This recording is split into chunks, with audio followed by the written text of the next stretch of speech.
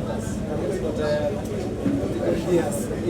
The power that the RPM or the revolution per minute through this side is around 6,000 revolutions per minute.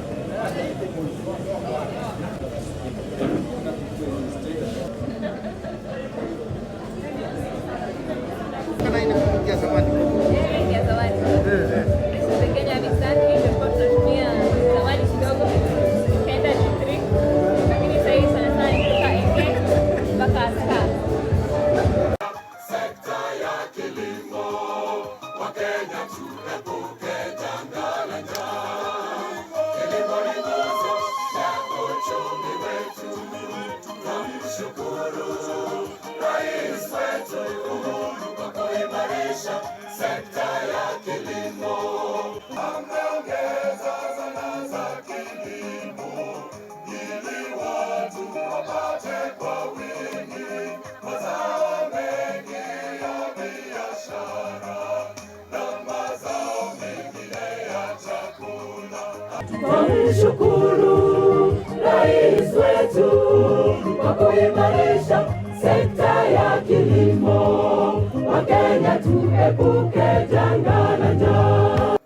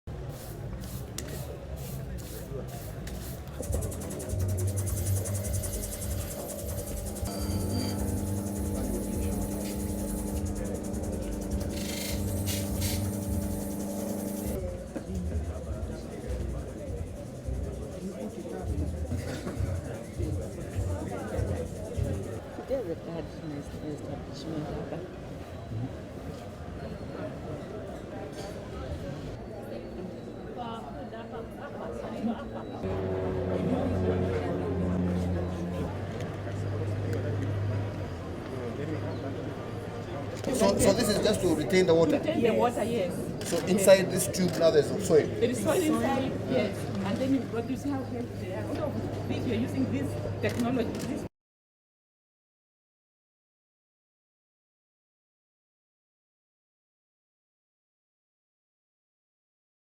From prime cut,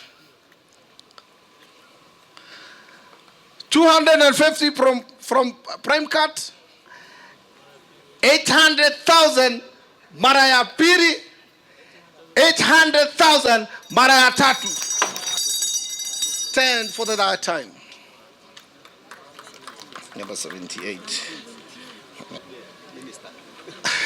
500, 600,000 prime cut.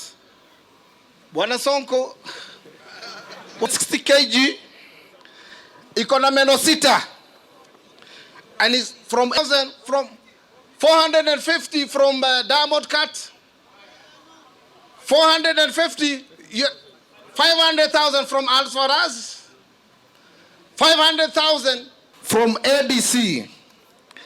Na ile ingine wanyama wanakaa kama binadamu.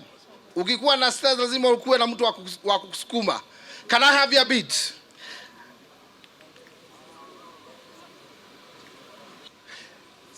$650 to His Excellency the President for the first time. 650, 700 from Prime Card for the first time. We have 750. Someone Reserve Air shares. Keep it up, my friend.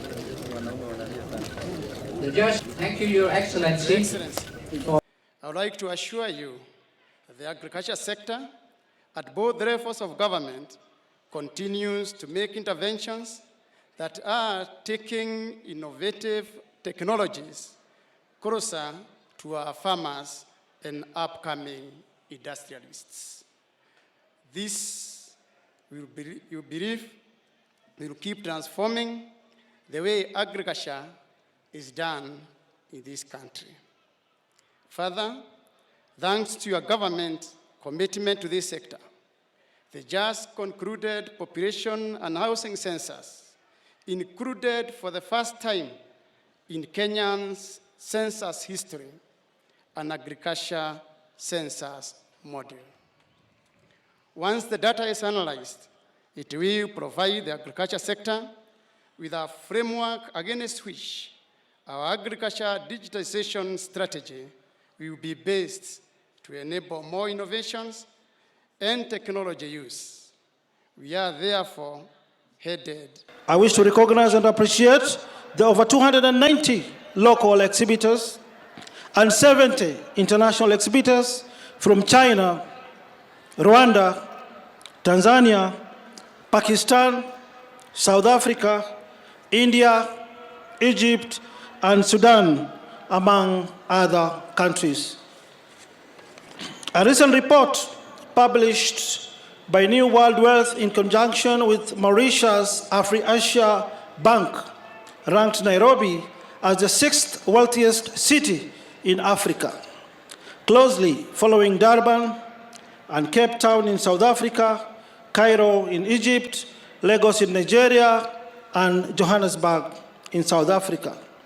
The recognition is also proof that indeed Nairobi presents endless opportunities for all the innovators, traders, and exhibitors represented here today, given that as a city, we have a population of about 7 million people that presents a huge market and labor pool for any discerning enterprise. It is important to note that the average age of a Kenyan farmer is 59, while the average age of the Kenyan consumer is 17 years old.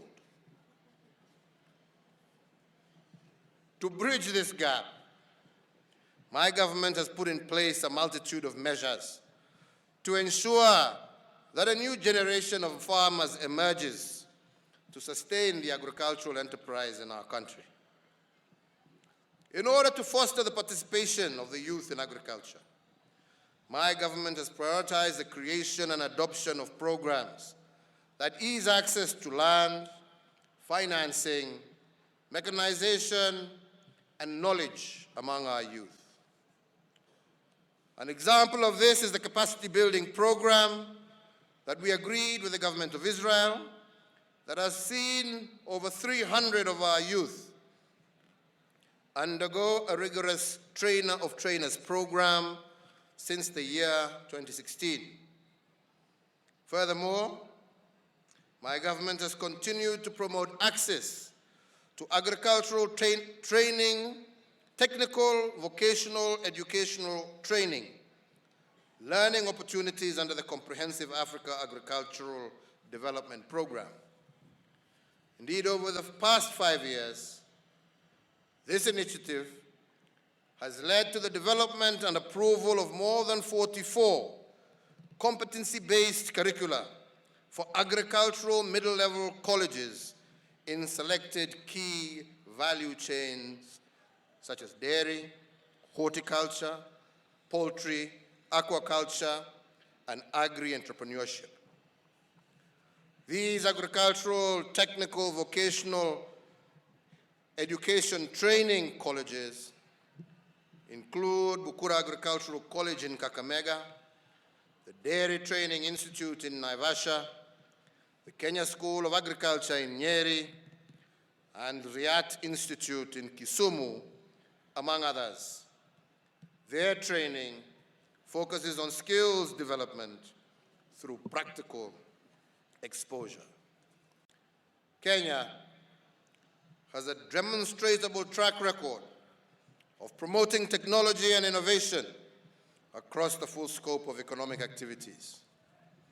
We are now seeking to embed this tradition of innovation and excellence within the agriculture and trade sectors. The policies, programs, and initiatives that promote innovation and technology in agriculture and trade in Kenya are on show here today. And in that regard, I will highlight three important areas in which we are leveraging on innovation and technology to boost agriculture and trade. Firstly, is our universities and research institutions that are providing leadership in developing new varieties of high-yield, drought-tolerant crops that are able to prosper in a variety of climatic conditions, while at the same time exhibiting a high degree of pest and disease resilience. We project that these advances in biotechnology, achieved without compromising the natural state of our ecosystems, will boost our agricultural output and food security. Secondly, we have endeavored to strengthen quality and safety standards to ensure that our agricultural products meet the highest international standards. My government has formulated the Agricultural Transformation and Growth Strategy that covers the next 10 years, from 2019 to 2029. The strategy is focusing on three key outcomes, which are, firstly, to increase smallholder farm incomes; secondly, to increase production and value addition through agro-processing; and thirdly, to build household resilience to food security and climate change. Among the measures we are putting in place to achieve these outcomes are, firstly, reforming the fertilizer subsidy program and replacing it with a smart e-incentive to provide inputs to smallholder farmers managed through an e-wallet system, and that will involve the private sector. Creating 6 agro-processing hubs across the country to drive value addition, and 3, creating large-scale farms for arable farming land, employing conservation agriculture, as well as private sector-led irrigation on land owned by public institutions.